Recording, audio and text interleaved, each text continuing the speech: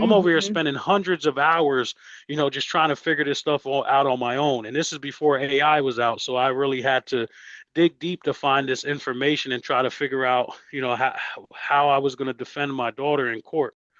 So she said, okay, well, you'll just go to court with, I don't work for free, so you'll just go to court without my recommendation. So she goes before Judge Hughes and she gives testimony that would allow my daughter back into the residence with the person who abused her. So I said I would like to question the guardian ad litem on her report.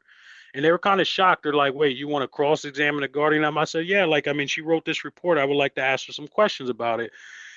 This lady, she didn't even know who my daughter was. She was calling my daughter Jasmine. And I was just like, do you know who Jasmine is? And she was like, yes, that's the child, your child. I said, no, Jasmine is the person who SA'd my child. Mm-hmm. And she was just very embarrassed because she never did anything. She never talked to Jasmine. She never went to the house where she's saying she's allowed back in. And when I was questioning her about that, she said, well, children and youth already did their investigation and it was unfounded. So I'm not going to go and go over their heads of, and I'm just like, well, there's current litigation now because they didn't do any investigation. That's why I subpoenaed them to court, and they didn't have to attend and testify because of confidentiality laws.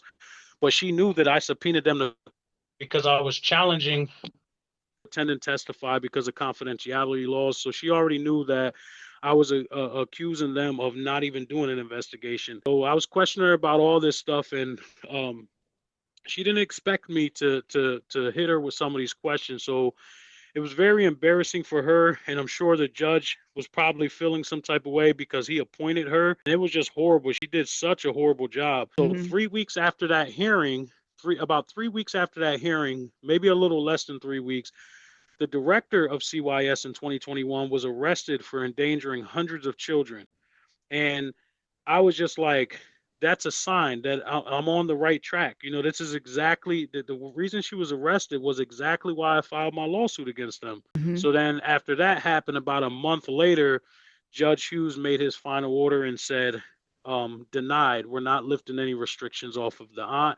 And so now this is a second judge that not only ruled in my favor, but the first judge went against CYS recommendations, and the second judge went against a guardian ad litem's recommendations. So I was very grateful that I succeeded, and also that I was in a law-abiding courtroom because that's how discretion is supposed to work.